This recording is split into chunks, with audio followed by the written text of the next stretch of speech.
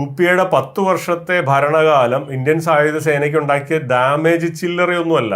വെടിയുണ്ട പോലും എന്താ പറയുക 20 ദിവസത്തെ 30 ദിവസത്തെ ബാക്കപ്പ് ഉണ്ടായിരുന്നതിനെ കുറച്ച് കൊണ്ടുവന്ന് 3 ദിവസം മാത്രം യുദ്ധം ചെയ്യാനുള്ള അവസ്ഥയേ ഉള്ളൂ എന്ന അവസ്ഥയിലാണ് AK ആന്റണി എന്ന മഹാനുഭാവൻ ഇന്ത്യൻ സായുധ സേനയെ കൊണ്ടെത്തിച്ചത്.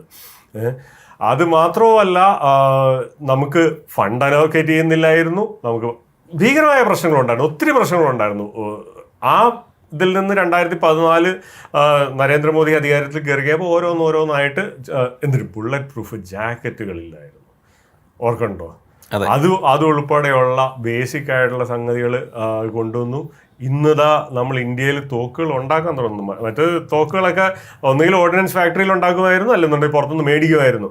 ഹെക്ലർ ആൻഡ് കോക്കും ബാക്കിയുള്ള സാധനങ്ങളൊക്കെ നമ്മൾ മേടിച്ചിരിക്കുന്നത് പുറത്തുനിന്നാണ്. അതൊക്കെ ആസീസ് മേടിച്ചതാണ്. അങ്ങനെയല്ല ഇപ്പോൾ ഭാരത് ഫോർജ് സ്വന്തമായിട്ട് തോക്കുണ്ടാക്കുന്നു. പൂനെയിലെ ഒരു പ്രൈവറ്റ് കമ്പനിയാണ് എന്ന് പറഞ്ഞാൽ ഒത്തിരി വ്യത്യാസങ്ങൾ വന്നിട്ടുണ്ട്. പക്ഷേ ഇത് മതിയോ? അല്ല, പോരാ.